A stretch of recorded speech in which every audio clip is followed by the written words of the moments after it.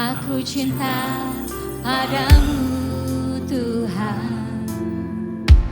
Aku rindu hadirat-Mu Tuhan.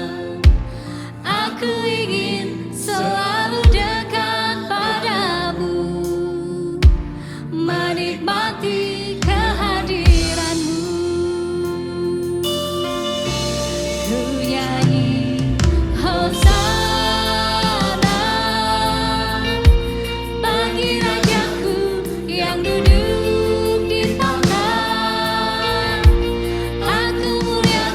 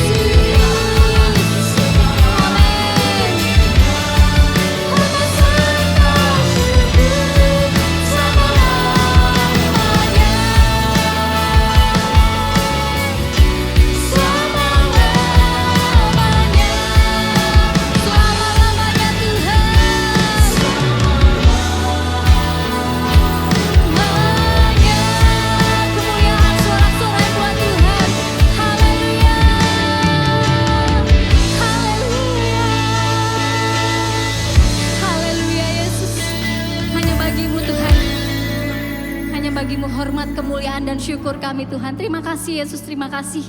Terima kasih buat segala kebaikan-Mu Tuhan. Terima kasih. Kami siapkan hati kami rindu, kami haus Tuhan untuk memuliakan nama-Mu Tuhan. Terima kasih Bapa, semua yang siap untuk meninggikan Tuhan. Sama-sama kita katakan, amin.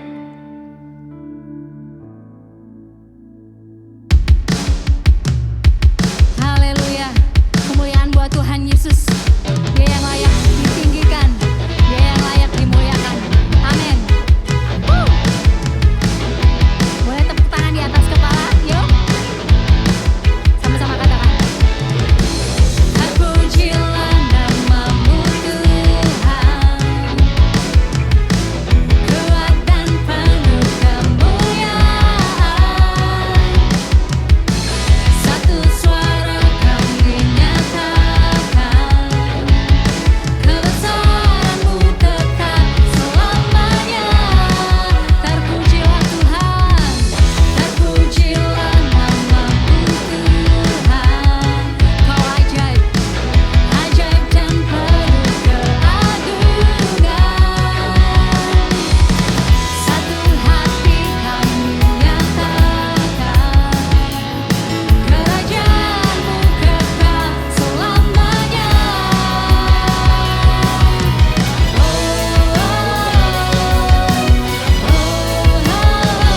Engkaulah Raja atas dunia, yang menghancurkan kufur dan membebaskan jiwa. Kami bersorak bertepuk tangan. Engkau Tuhan berjaya dan memerintah untuk selamanya. Haleluya. Terpujilah nama-Mu Tuhan, ajaib dan penuh keagungan. Satu hati kami nyatakan Tuhan, amin. Kerajaan-Mu kekal selamanya.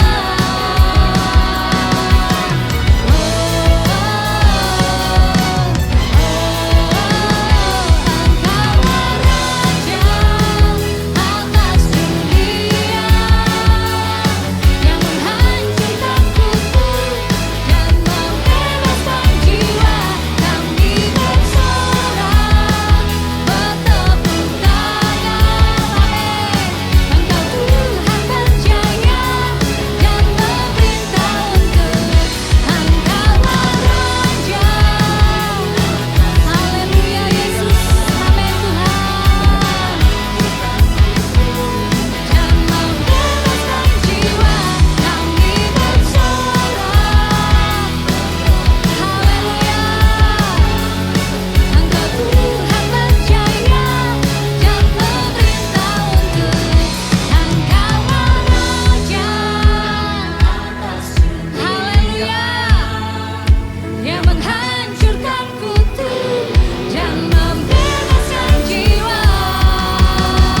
Engkaulah Raja atas dunia, yang menghancurkan kutuk dan membebaskan jiwa.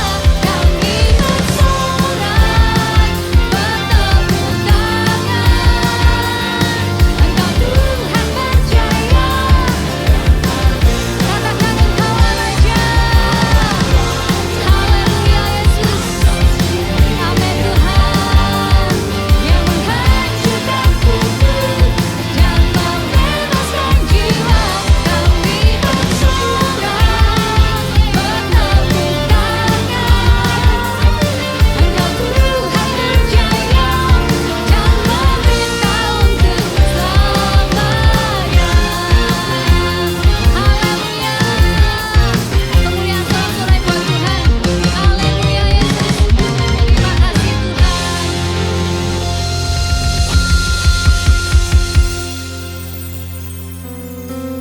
Kita mau siapkan hati kita untuk menerima firman-Nya yang menjadi kekuatan dalam hidup kita.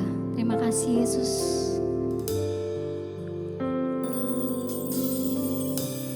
Engkaulah perisaiku saat badai hidup menerpaku. Firman-Mu di dalamku,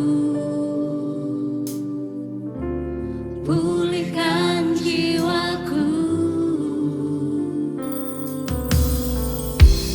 Engkaulah perisaiku saat badai hidup menerpaku. Firman-Mu Tuhan, Firman-Mu di dalamku, pulihkan jiwaku. Ku kan berdiri di tengah badai dengan kekuatan yang Kau berikan. Sampai kapanpun ku kan bertahan, karena Yesus selalu menopang hidupku. Engkau perisai kami Tuhan. Engkaulah perisaiku saat badai hidup menerpaku. Firman-Mu di dalamku, pulihkan jiwaku. Ku kan berdiri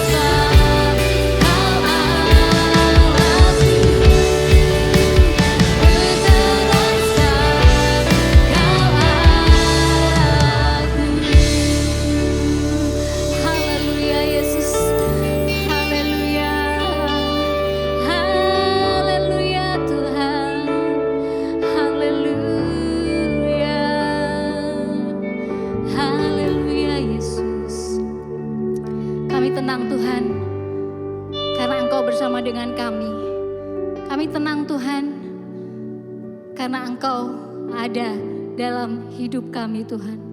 Terima kasih Tuhan, Engkau yang selalu menemani kami, Engkau yang selalu menenangkan jiwa kami Tuhan, untuk setiap kami bisa menghadapi badai kehidupan kami, permasalahan di kehidupan kami Tuhan. Kami percaya Tuhan, Engkau yang menjadi kekuatan kami Tuhan. Terlebih firman-Mu Yesus yang saat ini akan kami dengarkan Tuhan. Kami percaya Engkau sudah siapkan tubuh jiwa roh kami untuk kami lebih berkembang, untuk kami lebih bisa dibentuk menjadi bejana yang indah di mata-Mu Tuhan. Terima kasih Bapa, hamba-Mu yang akan menyampaikan firman-Mu Tuhan. Kau berkati, tutup bungkus di dalam nama Yesus. Biar hamba-Mu berbicara Tuhan, menyampaikan apa yang ingin Kau mau Tuhan dalam hidup kami Yesus. Terima kasih Bapa, semua yang siap sepakat mendengarkan firman Tuhan, menerima firman Tuhan, sama-sama kita katakan amin.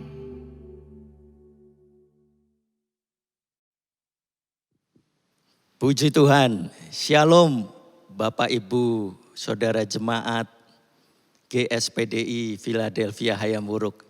Apa kabar? Semoga kita dalam kondisi baik-baik saja karena Allah senantiasa menyertai kehidupan kita. Saudara, bertemu kembali kita di dalam ibadah online saat ini. Kita bersyukur atas setiap kesempatan anugerah yang masih Tuhan berikan di dalam hidup kita. Bapak Ibu Saudara yang dikasihi Tuhan, tema ibadah kita saat ini adalah memiliki pikiran Kristus.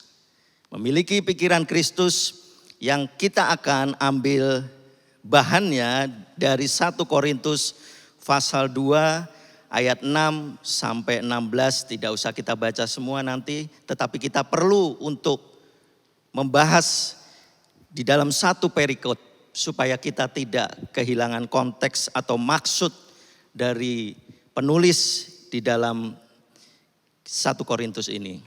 Saudara, memiliki pikiran Kristus. Apakah orang Kristen otomatis akan memiliki pikiran Kristus? Jawabannya tidak. Pikiran Kristus bukanlah tentang kekristenan. Pikiran Kristus lebih dalam lagi. Jadi orang yang mengaku dirinya Kristen, beragama Kristen, belum tentu dia memiliki pikiran Kristus. Demikian juga pikiran Kristus, apakah dapat dimiliki hanya oleh orang-orang yang sudah percaya Tuhan Yesus dalam jangka waktu yang cukup lama? Atau orang yang baru di dalam Tuhan juga bisa memiliki pikiran Kristus? Ini juga tidak ditentukan oleh seberapa panjang waktu kita sudah percaya pada Yesus. Ini semua ditentukan bagaimana kita menentukan pilihan. Apakah kita mau memiliki pikiran Kristus, mau supaya pikiran Kristus itu bekerja di dalam kehidupan kita. Itu semua adalah pilihan kita.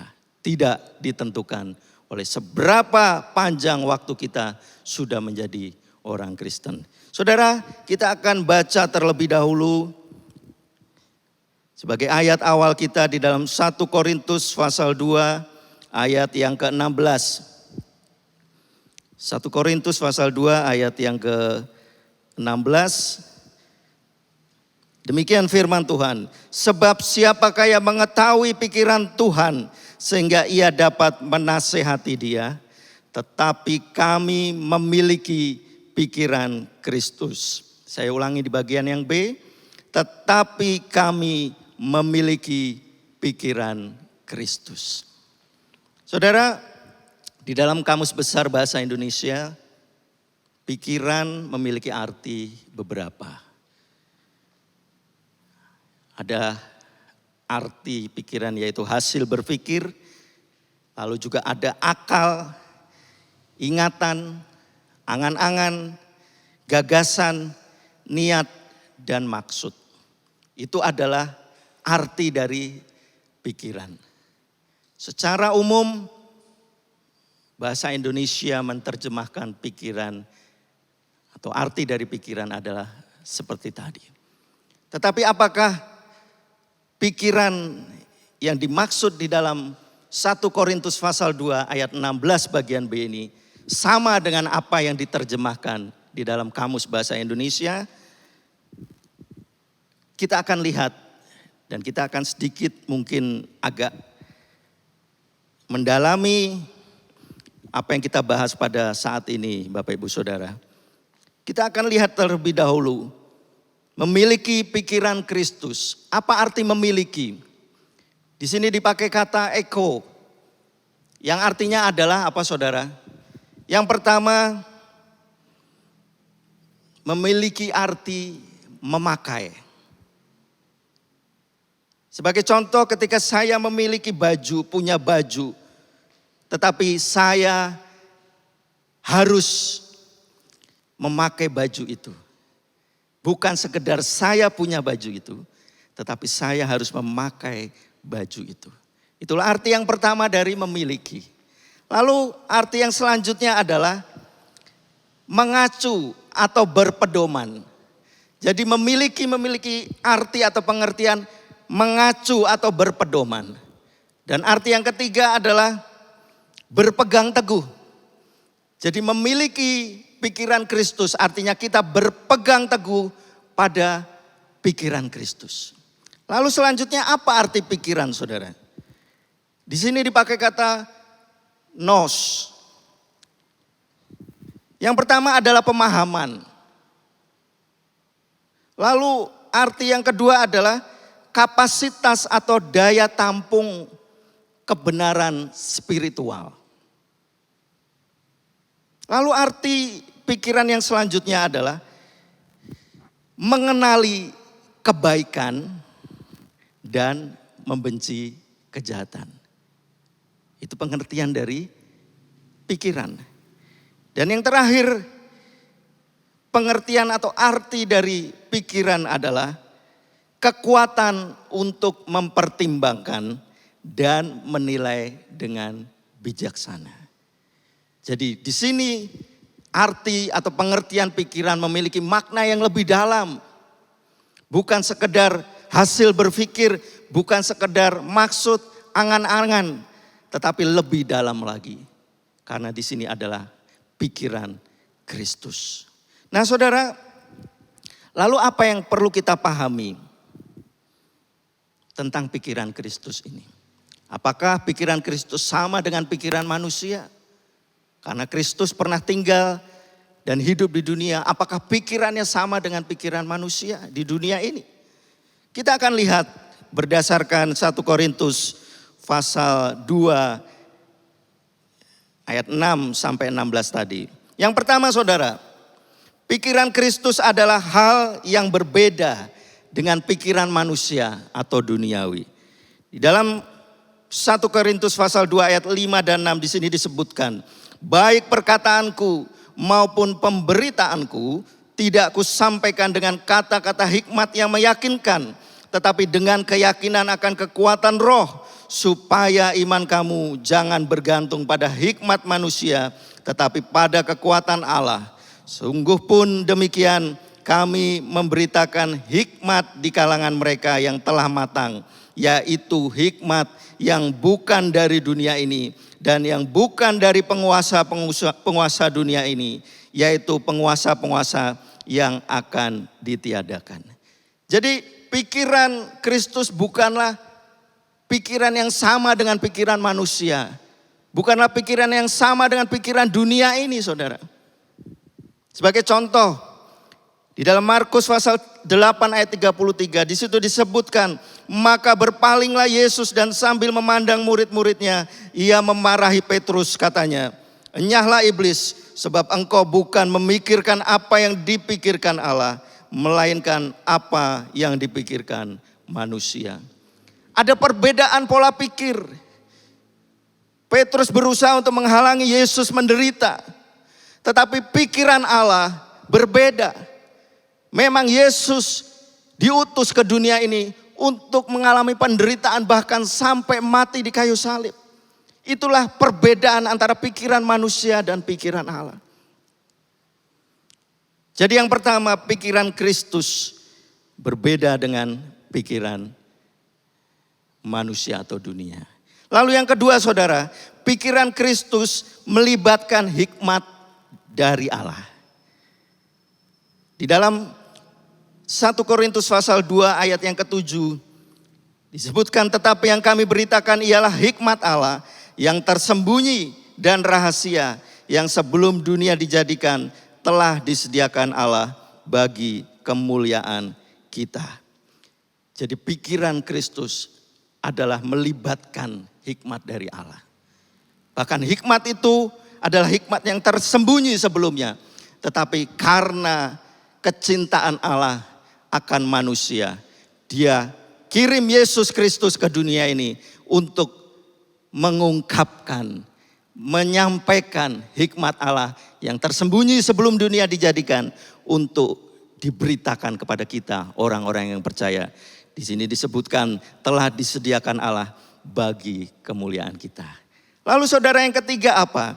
Pikiran Kristus akan diberikan kepada orang percaya melalui Roh Allah. Kita tidak bisa menerima pikiran Kristus dari dunia ini. Kita tidak bisa belajar dari dunia ini. Tidak ada sekolah yang dibuka untuk mempelajari pikiran Kristus. Bahkan sepandai-pandainya orang pun ketika dia hanya memakai akal pikiran dan pengetahuannya dan hikmatnya saja, dia belum memiliki pikiran Kristus. Di dalam ayat yang ke-10 sampai 12, 1 Korintus pasal 2 ayat 10 sampai 12 di situ disebutkan, karena kepada kita Allah telah menyatakannya oleh Roh, sebab Roh menyelidiki segala sesuatu, bahkan hal-hal yang tersembunyi dalam diri Allah. Siapa gerangan di antara manusia yang tahu apa yang terdapat di dalam diri manusia selain roh manusia sendiri yang ada di dalam dia? Demikian pula lah tidak ada orang yang tahu apa yang terdapat di dalam diri Allah selain roh Allah. Kita tidak menerima roh dunia, tetapi roh yang berasal dari Allah, supaya kita tahu apa yang dikaruniakan Allah kepada kita. Jadi saudara, pikiran Kristus diberikan kepada orang percaya melalui Roh Allah. Sebab itu, teruslah miliki, jaga Roh Allah yang sudah ada, yang tinggal di dalam kehidupan kita. Lalu saudara selanjutnya, yang keempat, pikiran Kristus tidak akan dapat dipahami oleh mereka yang tidak memiliki Roh Allah atau manusia duniawi. Karena tadi dikatakan Roh Allah yang memberikan pikiran itu, yang memberikan pikiran Kristus, maka manusia duniawi tidak akan pernah bisa memahami pikiran Kristus.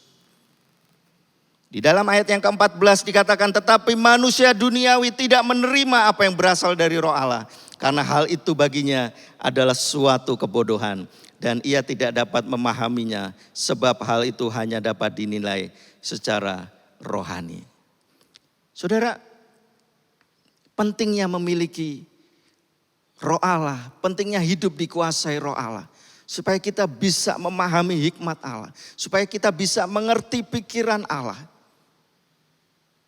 Karena pikiran Allah atau pikiran Kristus itu sangat kita butuhkan.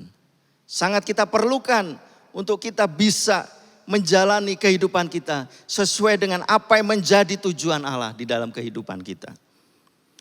Lalu yang kelima, yang terakhir saudara, pikiran Kristus akan memberikan kepada orang percaya ketajaman dan kecerdasan rohani. Di dalam ayat yang ke-15 dikatakan, tetapi manusia rohani menilai segala sesuatu, tetapi ia sendiri tidak dinilai oleh orang lain. Manusia rohani menilai segala sesuatu. Artinya apa? Ketika orang-orang memiliki pikiran Kristus, maka tindak tanduknya, apa yang dia kerjakan, apa yang dia lakukan, itu selalu dilewati lewat penilaian-penilaian secara rohani. Tidak asal melangkah, tidak asal berjalan, tidak asal untuk bertindak.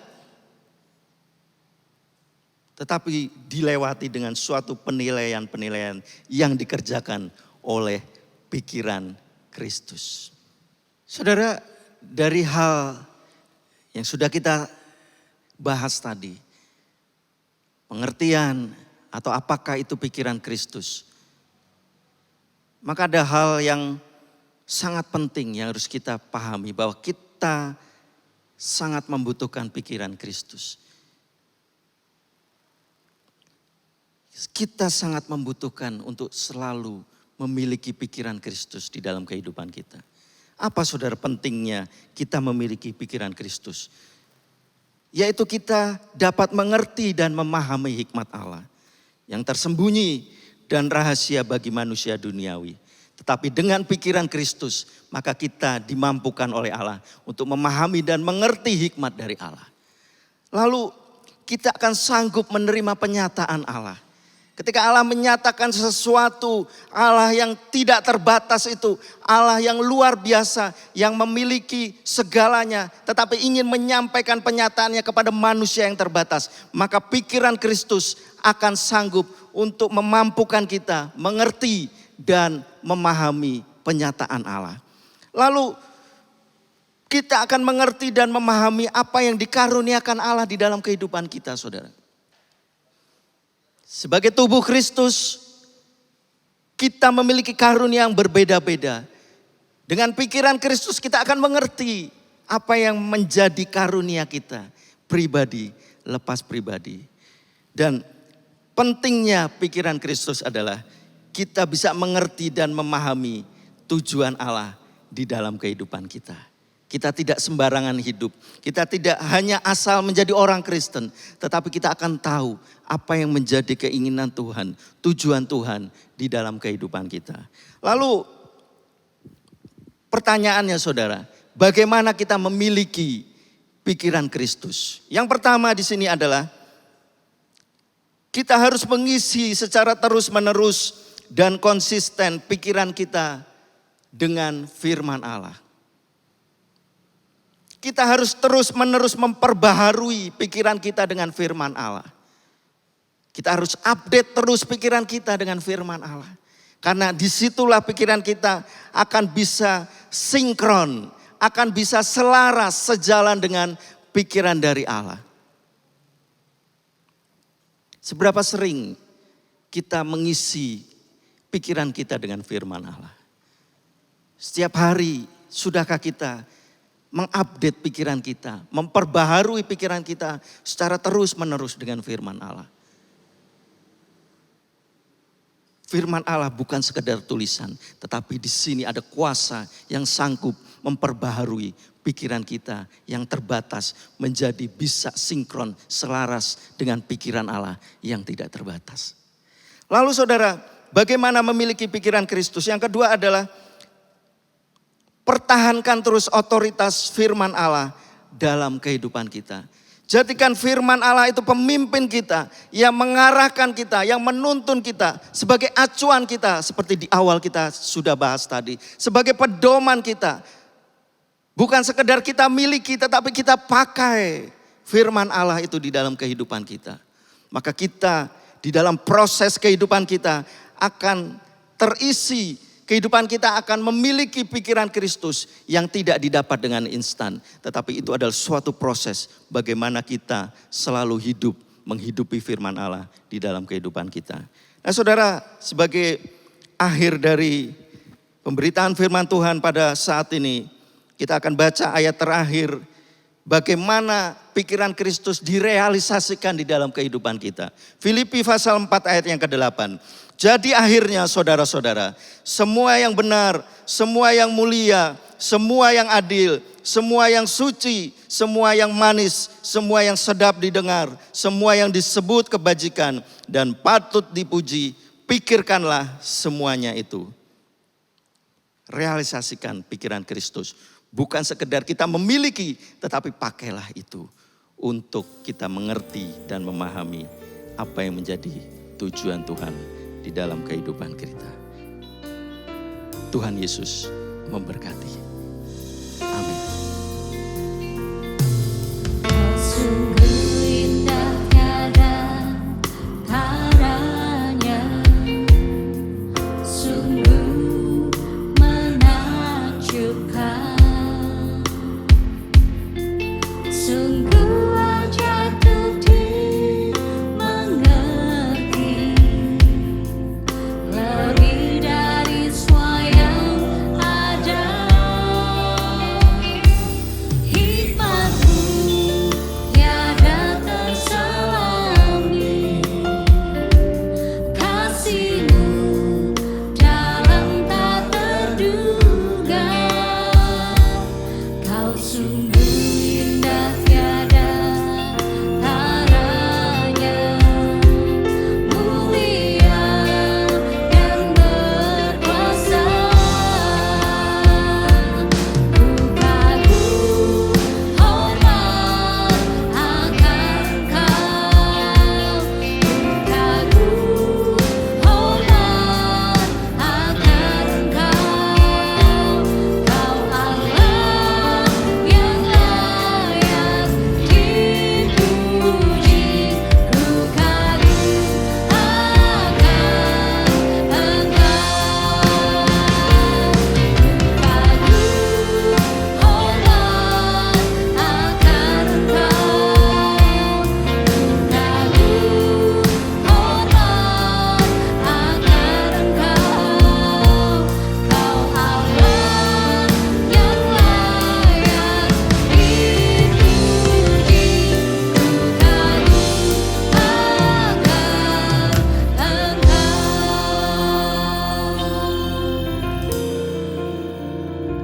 Bapa di dalam surga, terima kasih Tuhan. Perkenananmu kami boleh mendengar kebenaran firman-Mu saat ini. Tolonglah kami sudah mendengar firman-Mu, betapa kami perlu untuk memiliki pikiran Kristus di dalam kehidupan kami.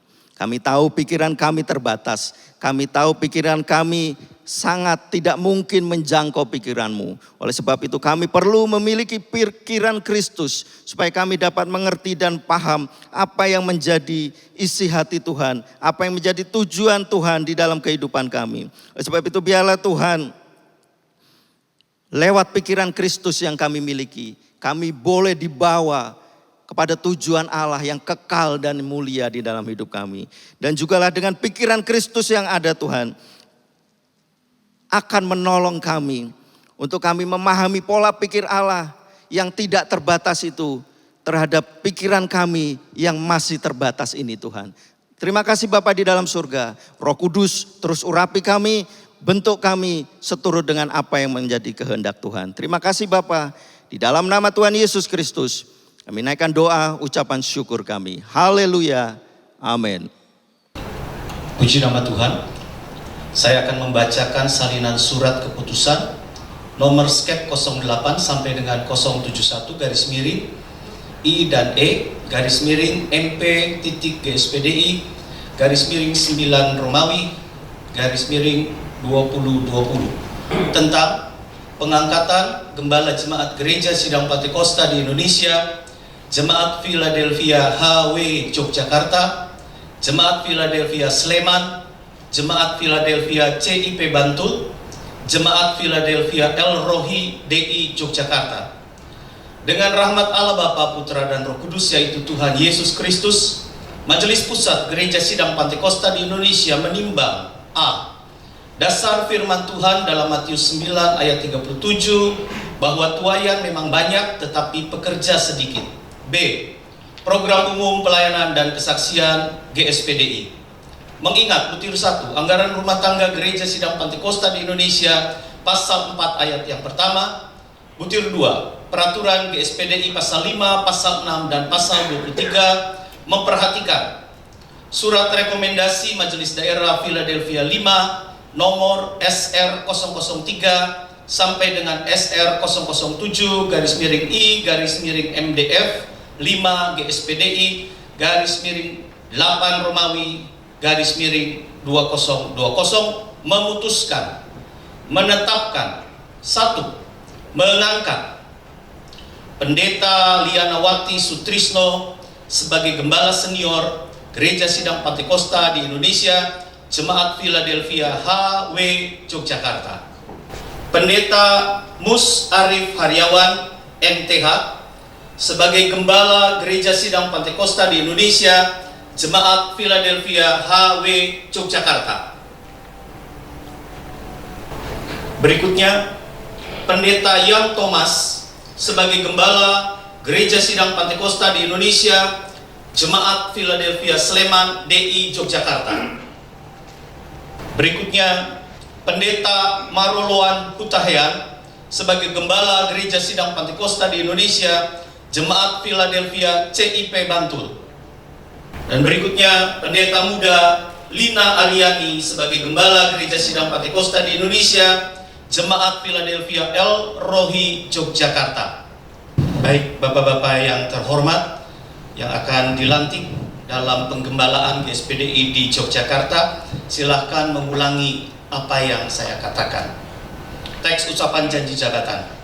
Saya berjanji akan melaksanakan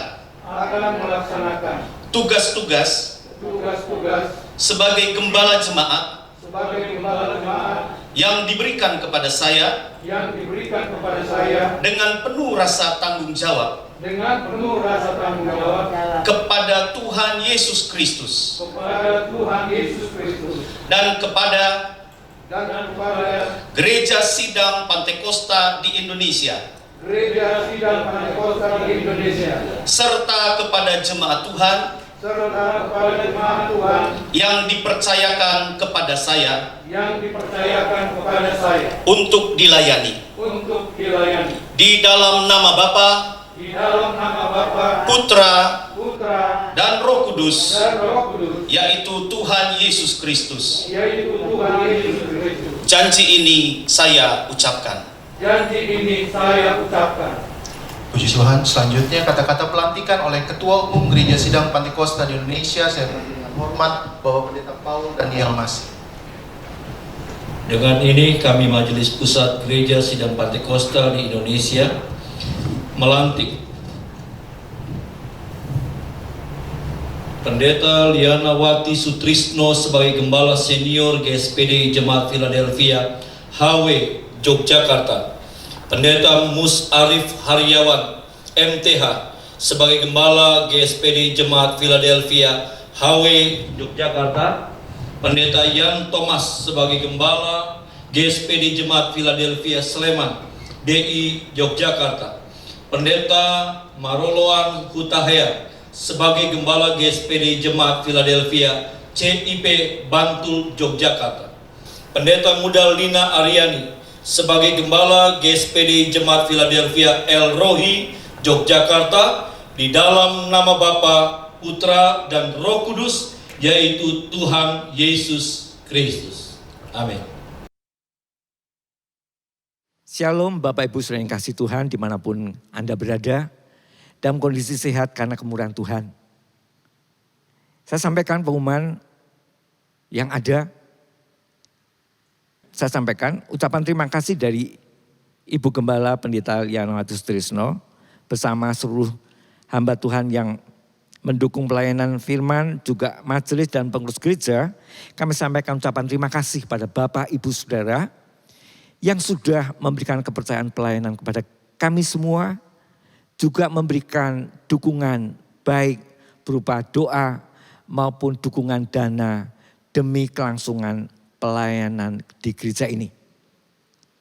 Seperti biasa dapat Bapak Ibu sampaikan dukungan dana tiap hari Minggu jam 9 sampai 12 di Gedung Surya Asih Persada. Di sana nanti ada hamba-hamba Tuhan, para petugas gereja yang akan menerima apa yang Bapak Ibu persembahkan. Atau yang mau lewat transfer bank bisa lewat rekening bank BCA dengan nomor rekening 0374 340 723. Sekali lagi 0374 340 723 atas nama Nyo Jongbi. Akhirnya saya tetap sampaikan supaya kita tetap melakukan tata cara baru. Kalau tidak ada keperluan yang khusus, tinggal di rumah. Kalau ada keperluan khusus, pakai masker jangan lupa. Jaga jarak. kemudian cuci tangan dengan air mengalir. Dan yang penting, jauhilah kerumunan orang banyak. Sehingga kita tetap terkondisi dalam kondisi kesehatan yang baik. Sekian pengumuman, Tuhan Yesus memberkati. Terima kasih Tuhan untuk kasih setiamu yang ku alami dalam hidupku. Terima kasih Yesus untuk kebaikanmu sepanjang hidupku. Terima kasih Yesusku buat anugerah yang kau beri. Sebab hari ini Tuhan adalah syukur bagimu. Syukur bagimu. Syukur bagimu.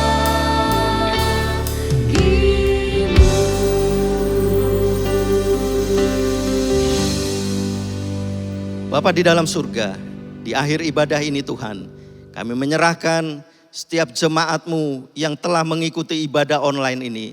Kiranya Bapa Engkau memberkati kehidupan mereka. Apapun yang sedang mereka alami, yang sedang mereka kerjakan, kiranya Engkau turut campur, Engkau bekerja di dalamnya Tuhan. Engkau menyertai dan memelihara kehidupan setiap jemaat-Mu, supaya mereka tetap ada di dalam pemeliharaan-Mu dan kehidupan mereka terus bertumbuh, terus memiliki pikiran Kristus, menerapkannya di dalam kehidupan mereka sehari-hari. Terima kasih Tuhan, jemaat-Mu yang sakit, yang membutuhkan pertolongan, semuanya Engkau akan menjamah dengan kuasa-Mu Tuhan, sehingga pertolongan-Mu tepat pada waktunya akan dialami oleh setiap jemaat-Mu. Terima kasih Bapa, kami tetap berdoa untuk Ibu Gembala di tengah usianya yang sudah lanjut, kekuatan fisik yang juga Tuhan perlu Engkau topang terus Tuhan, supaya Ibu Gembala dapat terus Tuhan di dalam setiap aktivitasnya. Ada kekuatan yang dari Tuhan, khususnya hikmat mahrifat yang dari Engkau Tuhan, menyertai penggembalaan Ibu Gembala Tuhan di gereja ini Tuhan. Terima kasih Bapa, setiap hamba-hamba-Mu yang melayani, yang mendampingi Ibu Gembala, Engkau juga memberkati dan menyertai terus dengan hikmat yang dari Engkau. Majelis, aktivis, dan setiap Tuhan apa yang dikerjakan, apa yang dilakukan di dalam pelayanan yang ada, Engkau terus menyertai Tuhan, biar gereja ini menjadi Tuhan alat-Mu untuk kemuliaan nama-Mu Tuhan. Terima kasih Bapa, kami juga tetap berdoa untuk bangsa dan negara ini Tuhan, di tengah pandemi yang ada, tetap berdoa Engkau berikan hikmat untuk pemimpin bangsa kami, baik itu untuk presiden, wakil presiden, juga Tuhan jajaran yang ada di bawahnya sampai ke yang paling bawah Tuhan. Kau berikan hikmat kepada mereka untuk dapat menangani, untuk dapat Tuhan melakukan tindakan-tindakan yang diperlukan untuk Tuhan kami boleh keluar dari pandemi yang ada. Dan kami boleh mengalami Tuhan kesejahteraan seperti Tuhan yang Engkau kehendaki. Terima kasih Bapa di dalam surga, terima kasih.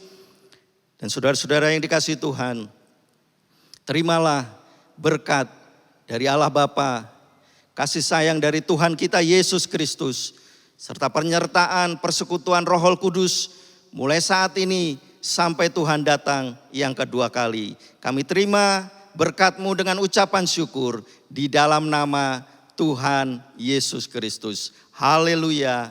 Amin.